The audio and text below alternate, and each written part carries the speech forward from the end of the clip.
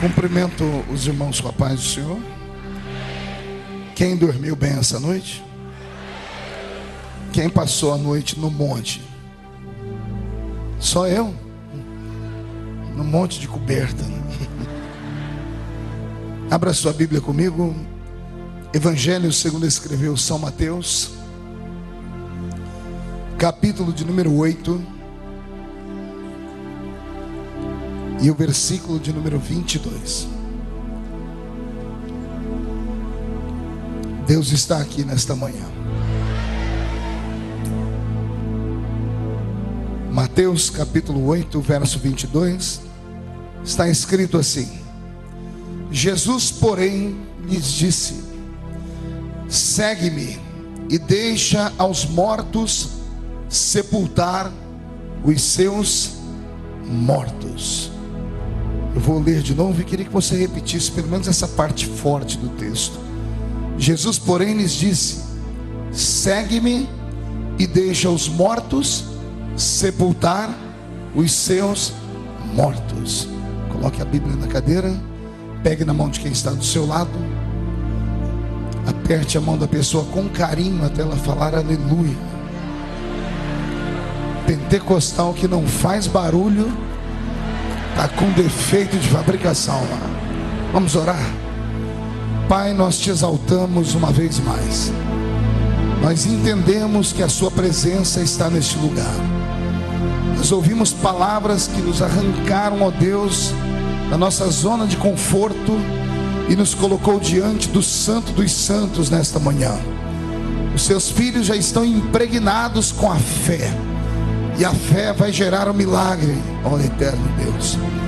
E coube a mim, neste final, trazer aqui apenas um apontamento. E eu tenho, Senhor, como meta levar esta igreja ao céu nesta manhã. E caso eu não consiga levar a igreja ao céu nesta manhã, o Senhor vai trazer o céu aqui na terra nesta manhã. E antes que eu comece a ministrar a sua palavra, cerque este lugar com a sua glória. E num raio de 5 quilômetros, onde houver um demônio alojado, eu dou a esses demônios segundos para sumirem daqui, porque se não sumirem, serão queimados pelo poder da sua glória, que aqui será derramada. Rasgue o céu sobre o templo dos anjos nesta manhã.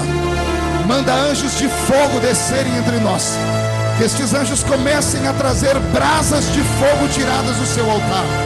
Comecem a esparramar essas brasas deste lugar. E onde houver um crente cheio do Espírito Santo, pega ele nesta manhã, Jesus, e mostra o caminho da verdadeira e poderosa adoração. Fala conosco, fica conosco, em nome de Jesus. E a igreja diz: os que podem, tomem o seu assento aplaudindo a Jesus, porque Ele é bom. Glória a Deus. O Evangelho de Mateus, no capítulo que eu li, traz um ensinamento de Jesus, que não é um ensinamento normal, é um ensinamento que transcende, portanto é um ensinamento transcendental. Jesus está diante de algumas pessoas e está vocacionando eles para caminharem ao seu lado. E quando ele vocaciona uma dessas pessoas, ela resolve dar a Jesus uma desculpa. E ela diz: olha, morreu um parente meu. E Jesus, sem perder tempo, dá uma resposta a essa pessoa, que não é uma resposta esperada. Todos esperam que Jesus tenha piedade, compaixão, e diga à pessoa: vá então, sepulte, e depois você me encontra. Mas não é isso que Jesus diz. Jesus diz àquela pessoa: deixe os mortos sepultar os seus mortos. Quanto a você, vem e me segue. Entender isso não é fácil, porque à primeira vista parece que Jesus está sendo truculento, parece que ele está sendo insensível. Mas o que Jesus está querendo dizer é que para aquilo que morreu não há mais esperança. Então, naquela pessoa que tem uma vocação, que quer caminhar ao lado dele, Jesus está dando um ensinamento a ela: solte o passado, sepulte aquilo que já morreu e me segue. Porque se você ficar cultuando aquilo que morreu, você vai acabar morrendo também. E para esta manhã, a mensagem que eu tenho é uma mensagem para despertar os seus sentimentos. É uma mensagem para despertar a sua vida, porque chega de coisa morta. Deus, nesta manhã de domingo, e domingo é sinônimo de ressurreição, quer trazer sobre a sua vida o espírito de vida. E só quem crê nisso dê um grito de glória a Deus bem forte. Ontem, o mundo todo, ou boa parte do mundo latino e até americano, comemoraram o Dia dos Mortos. E as pessoas saíram dos seus lares, de suas casas, amparados por velas, flores, etc, etc, e foram até as tumbas, foram até os mausoléus. Mausoléus são templos feitos dentro do cemitério, em forma de capela, em homenagem àqueles que morreram.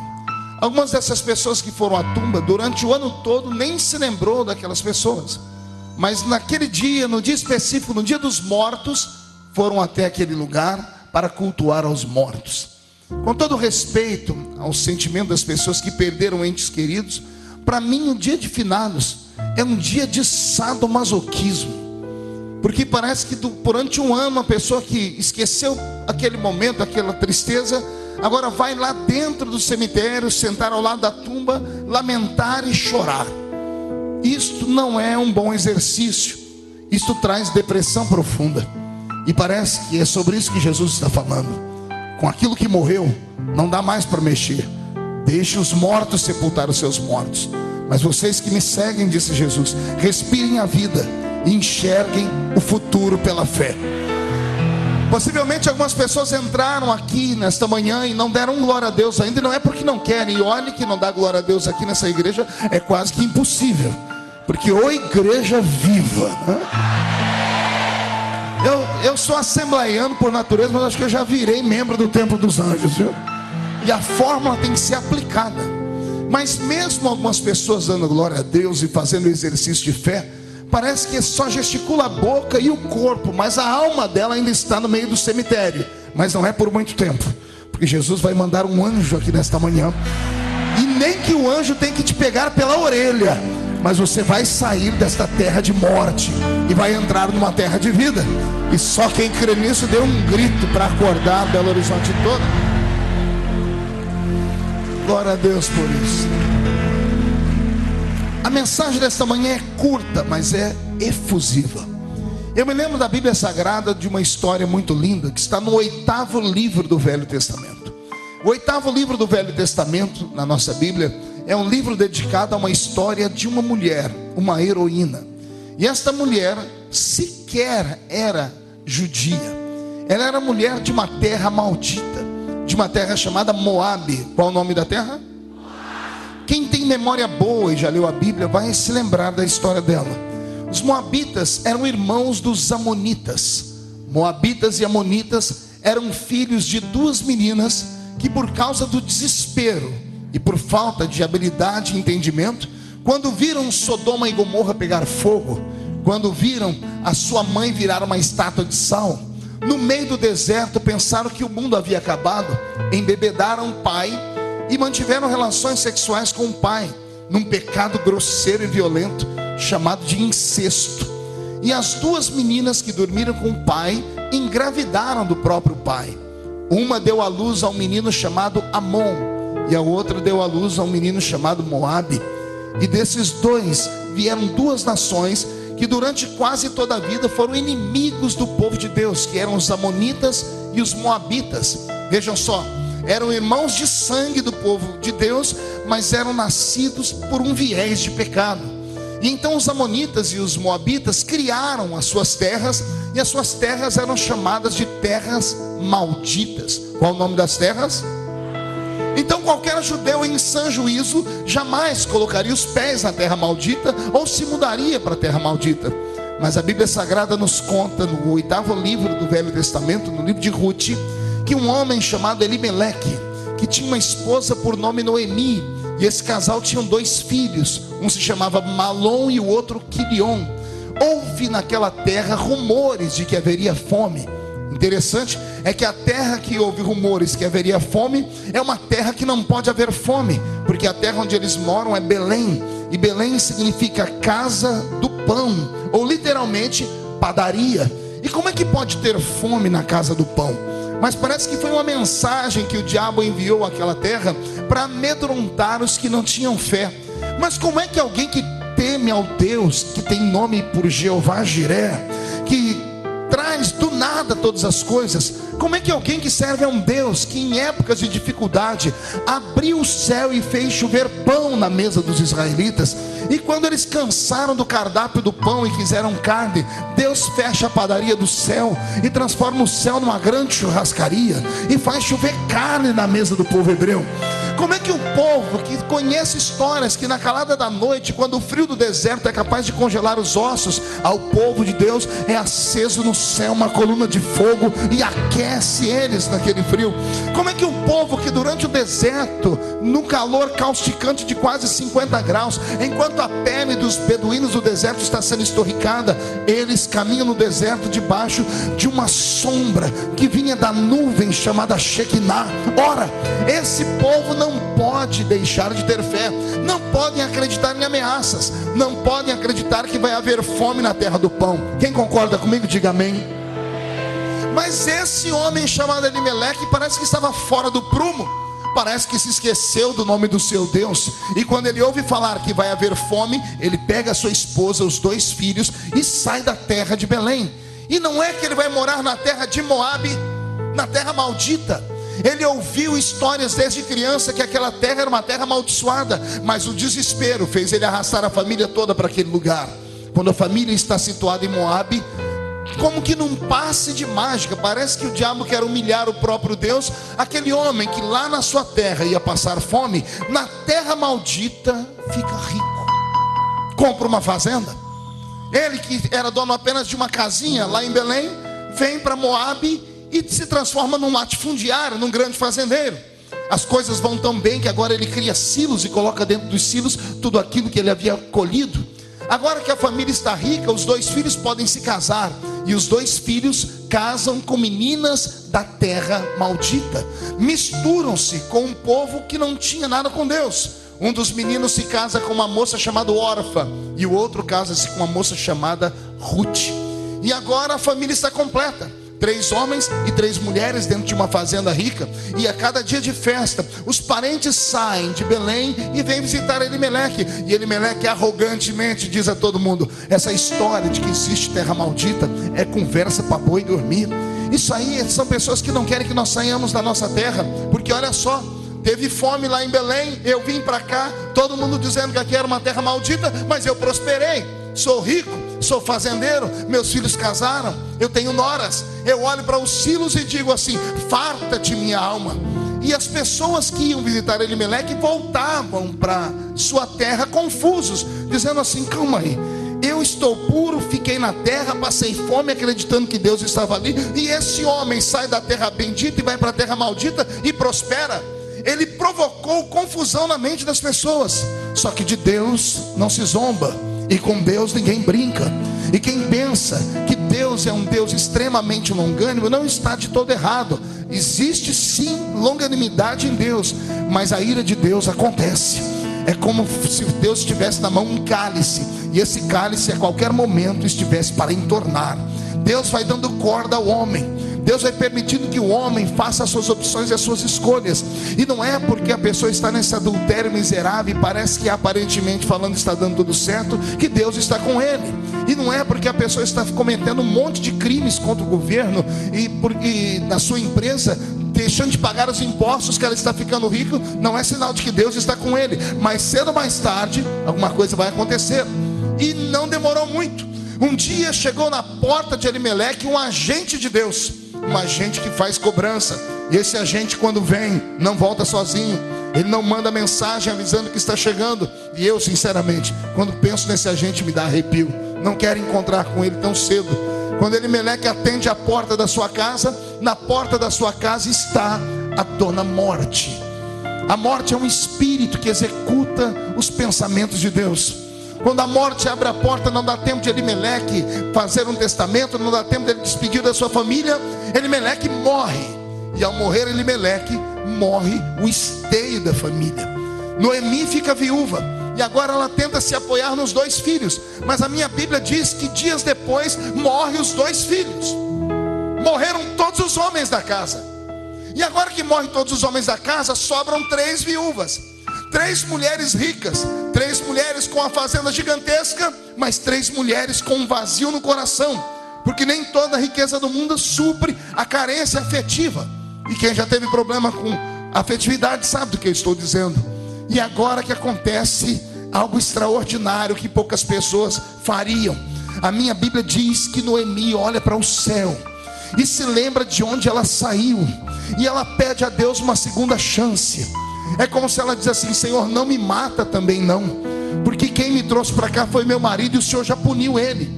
Os meus filhos contraíram casamento com mulheres de terra maldita e o Senhor já puniu eles. Então antes da punição, Senhor, eu largo tudo e volto para Belém. Eu vou voltar para a terra do pão. Vou voltar para o lugar de onde eu nunca tinha saído. Vou voltar para a terra abençoada dos profetas. E quando ela põe isso no coração, ela tem que chamar as 2 meninas, as herdeiras daquela fazenda. E ela diz para as 2: olha, vocês são jovens, voltem para a casa de vocês, voltem para o recanto dos seus pais. Vocês não tiveram filhos, então vocês vão ter facilidade de contrair novos casamentos. Se ficassem comigo, ainda que eu me casasse, sou velha, se eu tivesse filhos, até eles atingirem a idade de se casar com vocês, vocês já seriam velhas. Então por favor, sigam o seu caminho. As 2 meninas confabulam. A menina chamada órfã olha para Noemi, usa a razão e diz: ela tem sentido que essa velha está falando. Se eu ficar com ela, eu vou me perder na vida, vou ter que sustentar essa velha. Eu sou jovem, vou voltar para minha casa, vou ficar aqui curtindo a minha solidão com os mortos que eu sepultei, e vou ficar por aqui mesmo.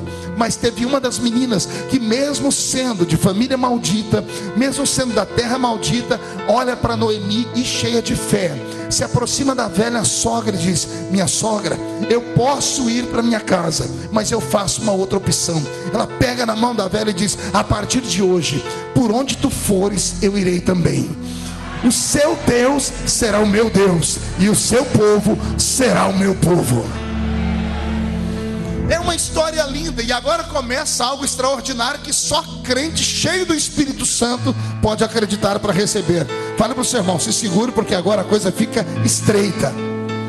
Eu quero que você tenha a seguinte visão: 2 mulheres vestindo roupas escuras, roupas negras, porque elas estão ainda carregando o fardo de terem sepultado seus maridos. Estão caminhando no deserto. No deserto é lugar de bandido, de salteadores. Você lembra o que aconteceu com um moço da Bíblia que saiu de Jerusalém, descendo para Jericó?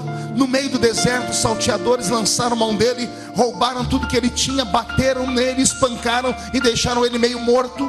E aí teve que vir um bom samaritano para levantá-lo. Deserto é lugar de bandido, e bandido não tem piedade de qualquer pessoa que seja. Mas até os bandidos, quando olharam no deserto e viram 2 mulheres vestindo roupas escuras, até os bandidos ficaram com dó daquelas mulheres, porque o estado de humilhação era muito grande.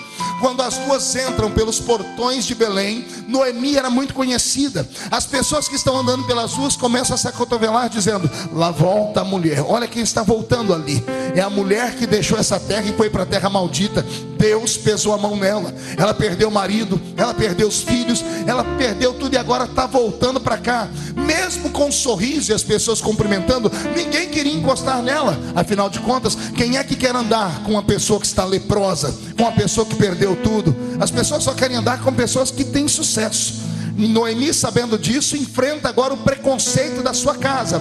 Mas ela não voltou pelos homens. Ela não está nem aí porque as pessoas estão falando. Ela voltou porque ela queria paz aqui dentro. E ela queria pegar na mão de Deus de novo. Porque ela sabia que Deus poderia colocar um ponto final no tempo de tristeza e começar um capítulo novo na vida dela. Deus te trouxe nesta manhã porque Ele quer começar um capítulo novo na sua vida. Eu não sei o que aconteceu até ontem à noite. Eu não sei o que te trouxe aqui, te fez ficar com essa cara feia até agora, que você não consegue nem dar um glória a Deus. Mas Jesus está me mandando te dizer que mesmo no caminho da humilhação, mesmo tendo perdido tudo, você teve coragem de soltar os mortos para lá. E você veio para cá em busca de uma segunda chance. E essa segunda chance vai ser dada. E ainda que as pessoas, os amigos não estendam a mão, Deus vai levantar alguém para sustentar você e vai reescrever a sua história. Amassuri de Candarabahas. Noemi é velha, ninguém quer dar trabalho para uma velha, ninguém quer dar serviço. Noemi está cansada. Ela entra dentro de um quarto, de um cômodo e se isola. A menina que está com ela é bonita e diz para ela: Noemi, eu vou sair em busca de um trabalho, porque você precisa comer e eu também. E a menina, por ser bela, muito bonita, ela passa pelo comércio da cidade e as pessoas até dão atenção. Pois bem, o que você precisa? Eu queria trabalhar na sua casa, limpando aqui. Eu queria trabalhar no comércio, vendendo.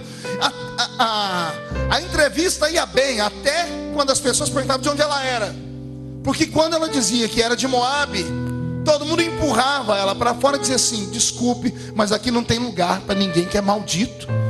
Você já perdeu tudo lá, se entrar na minha casa, vai fazer eu perder tudo aqui também. A cidade toda virou as costas para aquela menina. Ela poderia ter voltado para Noemi e dizer assim: eu não vou ficar no meio desse povo preconceituoso não.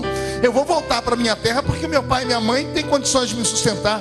Mas ao invés dela fazer isso, ela levantou o queixo, levantou a cabeça e saiu da cidade e foi para o meio das roças, das fazendas que lá existiam.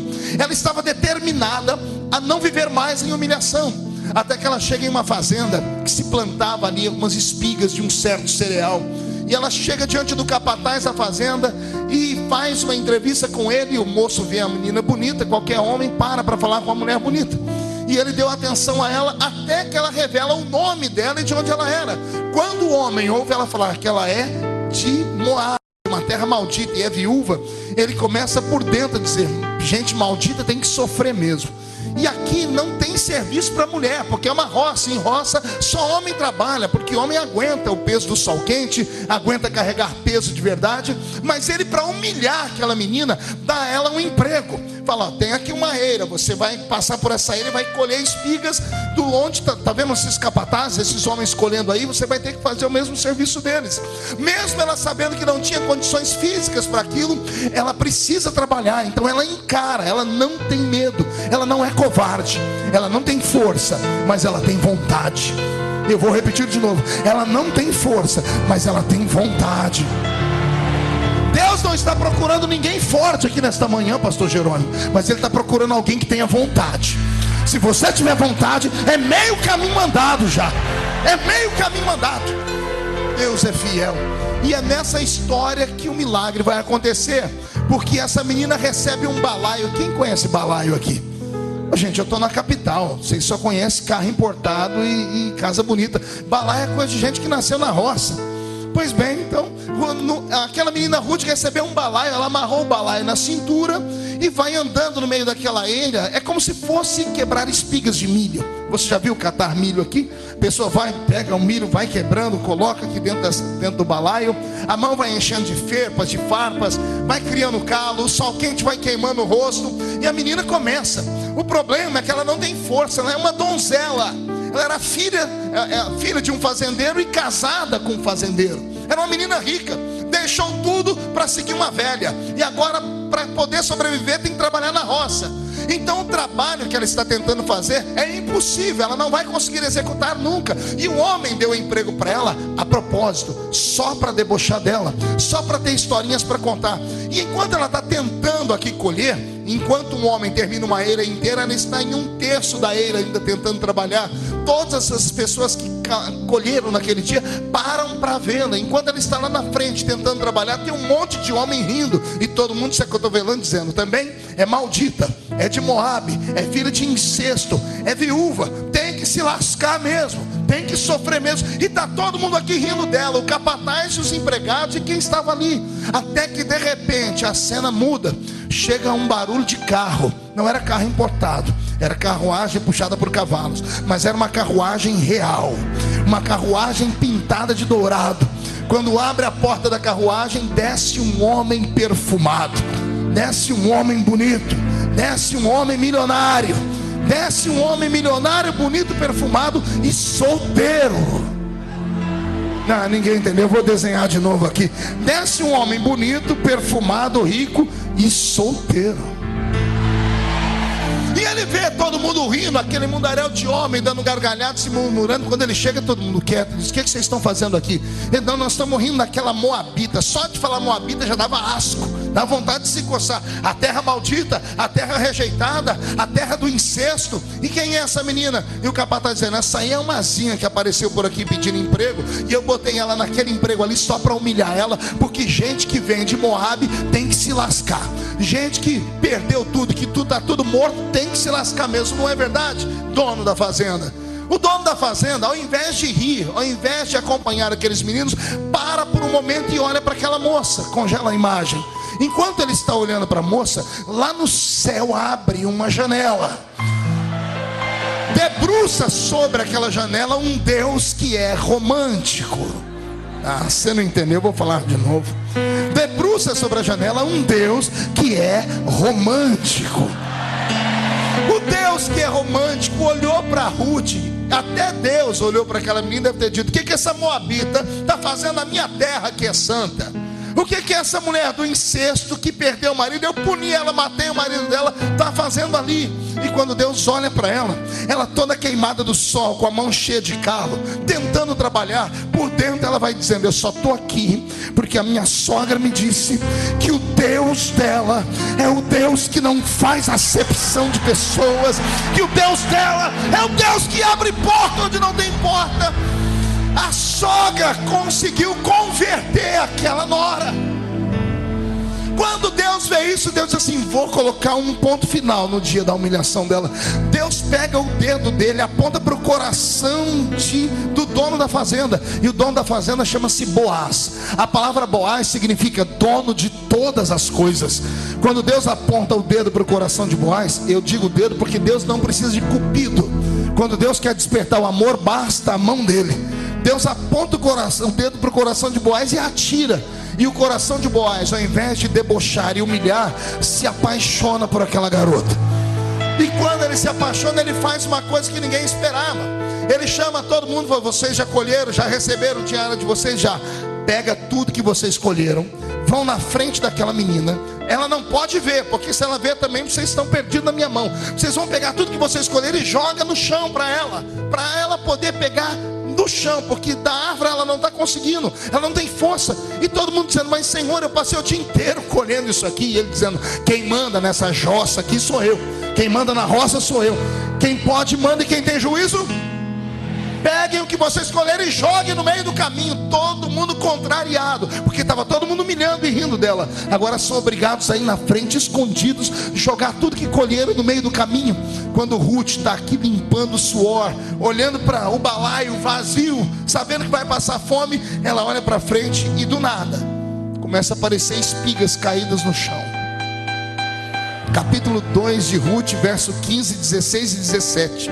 Ela olhou as espigas caídas no chão, olhou de um lado e de outro para ver se tinha dono, viu que não tinha ninguém perto. Disfarçadamente ela foi, pegou uma espiga e jogou aqui dentro do balaio. O que ela demorava 2, 3 minutos para fazer, agora ela fez em 3 segundos. E daqui a pouco tem mais espigas. Ela se inclina e joga dentro do balaio. O que ela não fez em horas, em menos de 5 minutos estava feito. O balaio está cheio de espigas. E agora vem Ruth arrastando o balaio, toda cheia de si, chega diante do capataz. E o capataz é obrigado a não falar nada. Ele tem que ficar espantado. O dono deu ordem, é para pagar ela direitinho. Ela coloca aquele balaio cheio de espigas e diz para ele: moço, me dá o meu pagamento aqui. Eu imagino ela na mente dela dizendo: ele deve estar perguntando como é que ela colheu tudo isso. E por dentro ela dizendo: é um segredo só meu e da minha sogra, que eu já vou voltar e contar para ela. No final daquele dia, a menina sai correndo daquela roça e atravessa a cidade inteira. E a cidade toda está achando que ela está correndo para ir embora para Moabe, porque o humilhado tem que voltar para o meio dos mortos. Mas ela não está indo para o meio dos mortos, ela está procurando a sogra dela. Quando ela entra dentro da casa e vê a sogra dela, ela abre um sorriso e diz: Noemi, o Deus de Israel existe.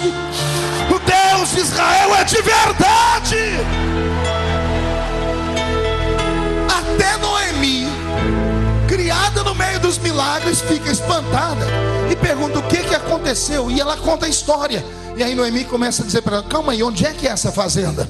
E ela começa a dizer: essa fazenda fica assim, assim, assim. Como é que era esse homem? E Ruth desenha o homem, e Noemi põe a mão na boca, eu imagino, e diz assim: eu conheço esse homem. Quando meu marido ainda era vivo e a gente ia nas festas dos convivas aqui, eu conheci ele. Ele é um parente nosso, e é um parente rico. E o homem é solteiro, Ruth.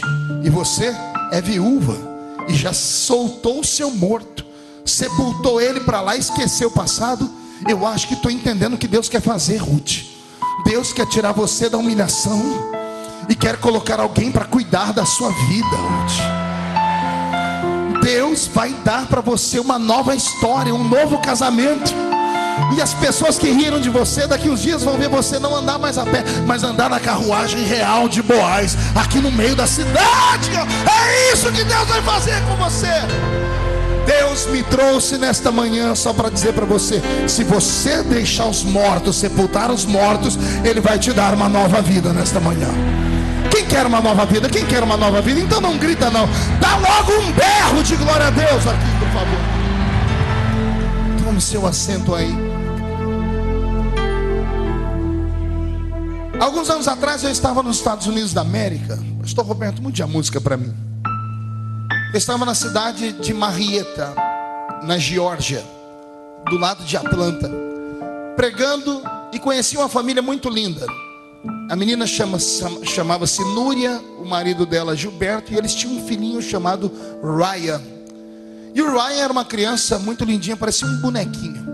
Fui um dia almoçar na casa deles, e a irmã começou a falar para mim: pastor, Ryan não é uma criança normal, ele tem 2 aninhos, e ao invés de ele querer assistir os desenhinhos, ele fica colocando os seus VHS, suas mensagens, e quando o senhor dá um grito, ele dá grito também. Eu disse: ele me fez entrar dentro de uma loja aqui, e ele viu um suspensório num boneco. E como o senhor usava suspensório, na época eu usava suspensório, eu disse: ele mandou eu comprar. E o menininho só ia para o culto de suspensório. Era um mini Felicianinho, né? E isso é uma honra para mim, muito grande. Então eu orei com esse menino e eu disse para ela: olha, Deus tem algo na vida dele, porque uma criança normal não deixa de assistir um desenho para ouvir um pregador ficar gritando. O tempo passou. Um belo dia eu estava num dos hotéis da vida aqui pelo Brasil, meu telefone toca. Quando eu atendi o telefone, do outro lado um grito estridente de terror. Eu me desesperei, perguntei quem era, e era Núria. E a Núria dizia: pastor Marco, eu estou aqui no subsolo de um hospital em Atlanta. No subsolo do hospital eu estou usando um telefone, um orelhão público, e daqui dá para ver a porta com a vidraça do necrotério do hospital. E eu estou vendo meu filhinho, o Ryan. Ele está morto em cima de uma pedra de mármore. E ela me contou que ela e o marido descobriram tarde demais que ambos tinham um problema. É um problema que acontece um caso em 1 milhão. Os genes dele e os genes dela não batem. Nasce o bebê, chega até uma estatura e o bebê definha e morre. Foi assim com 2 filhos deles. Só que o Ryan parecia ter uma promessa. Era um menininho que gostava de ouvir pregações. Eles acreditavam piamente que ele teria sido livre dessa maldição.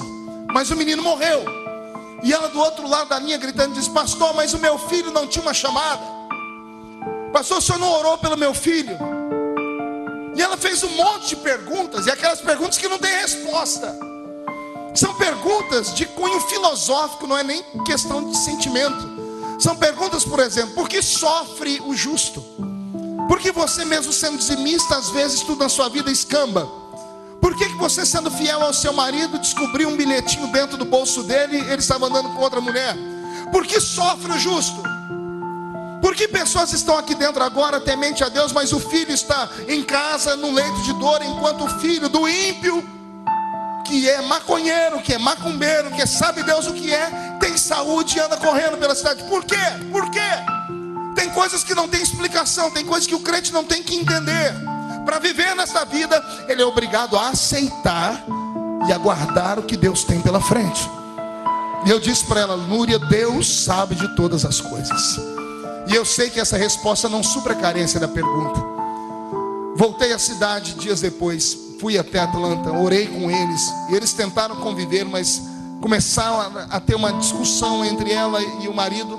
Toda vez que um brigava com o outro, um jogava na cara do outro que os genes deles eram podres, aquela baixaria que acontece em casamentos que estão à beira de uma destruição. Resultado, se separaram. Voltei à cidade outras vezes. Gilberto, homem, parece que tem mais facilidade de lidar com tragédias, conseguiu uma nova pessoa, casou e tocou a vida dele. Núria não. Núria, sendo uma menina nova e bonita, a última vez que eu havia visto naquele período, ela parecia uma anciã, uma velha, semblante descaído, não tinha mais vida, não tinha mais alegria. Fui à casa dela um dia para almoçar com ela e com a mãe, e a mãe dela disse: olha, a vida dela é terrível, ela não sai, ela não conversa com mais ninguém, é do trabalho para cá, é chorando. Quando o almoço estava pronto, eu fui até o lavabo lavar a minha mão, passei por uma porta entreaberta e fui impelido a empurrar a porta. Quando eu empurrei a porta, eu entrei dentro do quarto que era do Ryan, e o quarto dele parecia um santuário. O menino já tinha morrido fazia 2 anos, mas o quarto era como se o menino ainda fosse vivo. Ela fazia questão de perfumar o quarto todo dia com o perfuminho que ele usava. A cama ela trocava todos os dias. A mãe dela me disse depois que ela passava por dia no mínimo 1 a 2 horas ali dentro. Ela pegava a roupinha do menino, abraçava, pegava as fotos, conversava com os objetos. Ela fez isso por 2 anos. E quando terminou aquela cena, eu entendi o que estava acontecendo. Eu sentei com ela na sala e disse: Núria, você pode nunca mais falar comigo, mas enquanto você não deixar o Ryan ir embora, enquanto você não sepultar o seu morto, você não vai viver. Enquanto você não desfazer dessas roupas, enquanto você não desfazer desses brinquedos, enquanto você não desfazer desse quarto, enquanto você não sair dessa casa, você vai viver debaixo de uma maldição. Gente, parece que o diabo pegou ela, o olho dela trincou, as unhas parece que cresceram. Eu senti que ela queria me cortar inteiro. Ela não aceitou aquilo naquele momento. E eu saí de dentro da casa dela, juntei um grupo de pessoas, falei: precisamos orar por essa menina, porque a vida dela está por um fio. E não há nada que a oração de um justo não faça. Foi passando o tempo, a mãe dela me ligou e disse: pastor, está acontecendo um milagre. Eu disse: o que aconteceu? Núria pegou as roupinhas, levou para um bazar na igreja e distribuiu. Eu falei: Jesus está fazendo a obra. Passou mais um tempo, ela disse: pastor, a Núria conseguiu desfazer dos brinquedos. Eu disse: Deus está fazendo a obra. Mais um tempo, a mãe dela disse: olha, nós conseguimos mudar de casa. Eu disse: a obra está sendo completa. Daqui a pouco a mãe dela disse: pastor, ela conseguiu um namorado na igreja. O moço trabalhador disse: vamos continuar orando. 4, 5 meses depois, a mãe dela me liga: os 2 noivaram. Eu disse: Deus está fazendo a obra. Mais alguns meses, Núria se casou com um rapaz. Mais alguns meses, Núria engravida e nasce uma linda menina. Núria ressuscitou. A criança que vem agora traz felicidade para ela. A família toda está feliz. Núria rejuvenesceu. Núria não mora mais lá em Atlanta, mora aqui em Goiânia agora.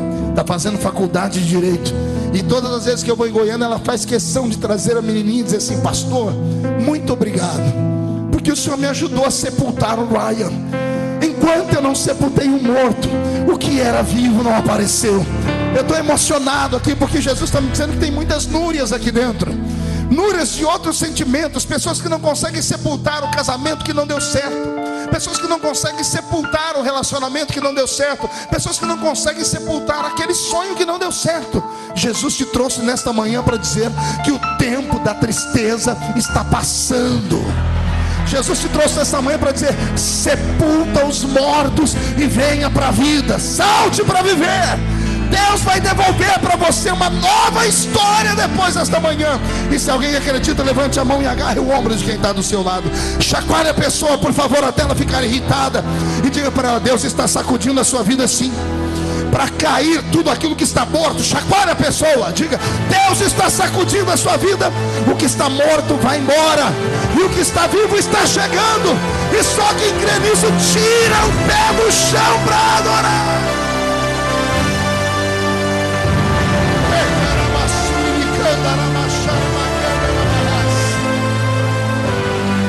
Pegue na mão de quem está do seu lado agora, de pé, todos de pé.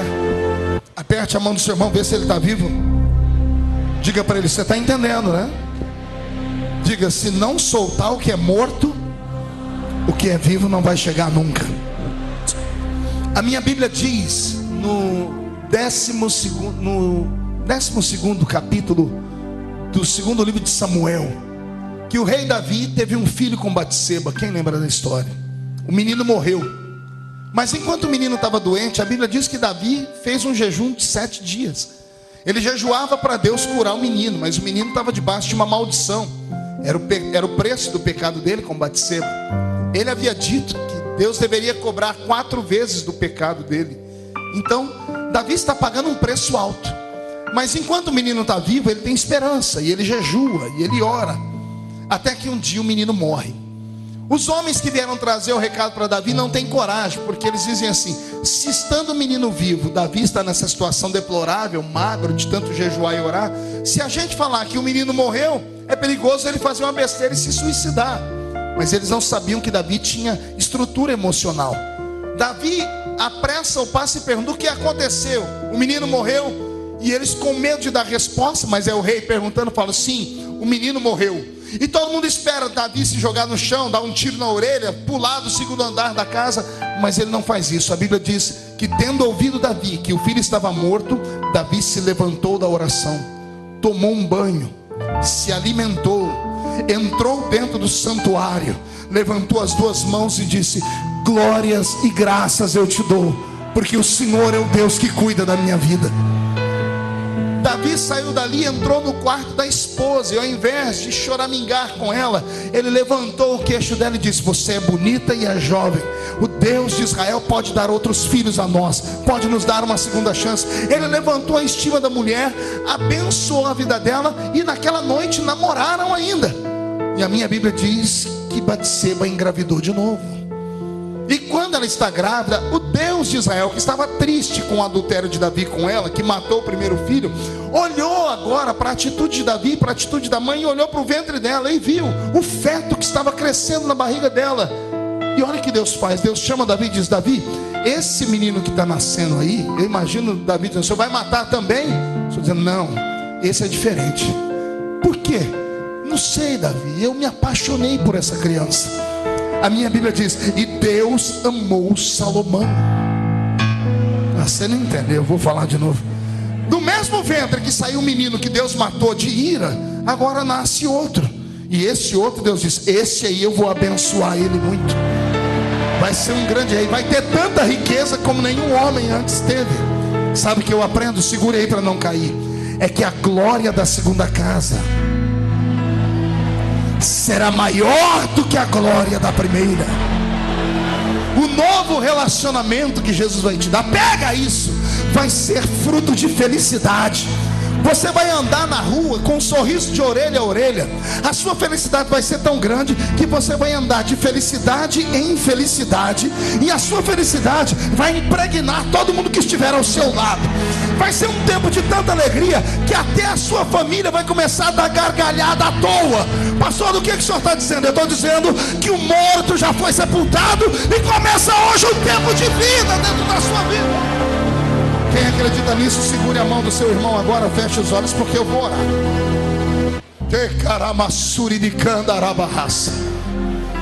Vou orar porque eu estou vendo pessoas se levantarem da tumba. Dos mortos, pastor? Não, pessoas que estavam lá adorando os mortos, chorando pelos mortos. Eu estou vendo pessoas saírem do cemitério dos sonhos.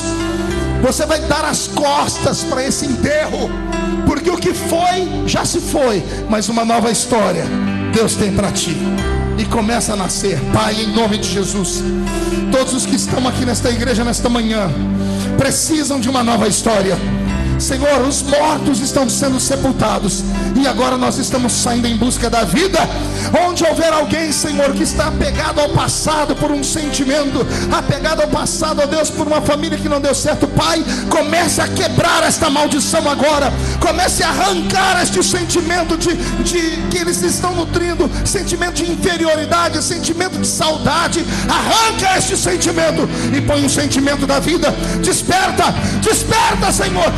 Enche esse lugar de fé. Uma nova história Deus tem pra mim.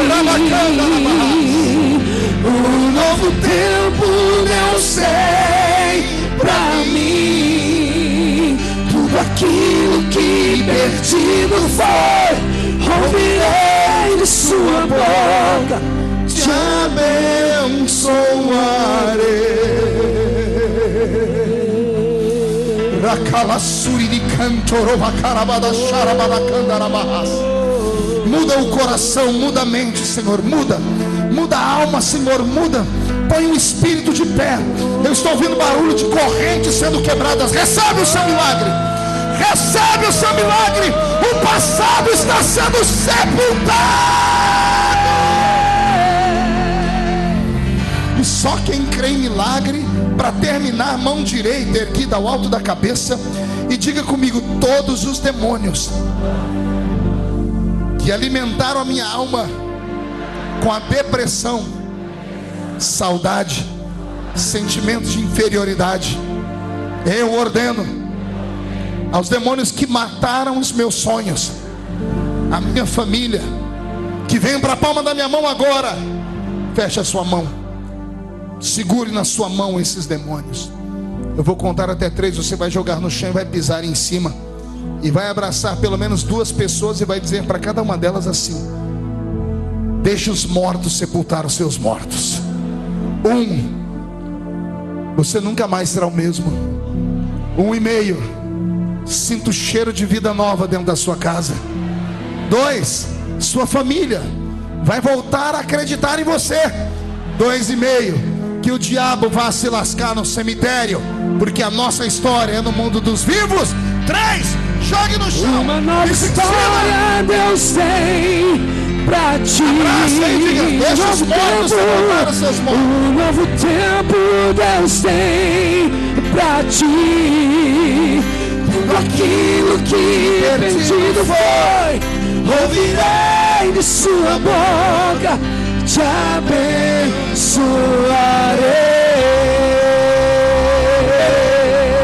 Uma nova história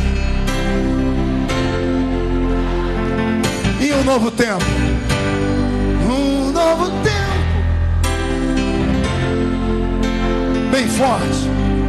Tudo aquilo que perdido foi, ouvirei de sua boca, te abençoarei.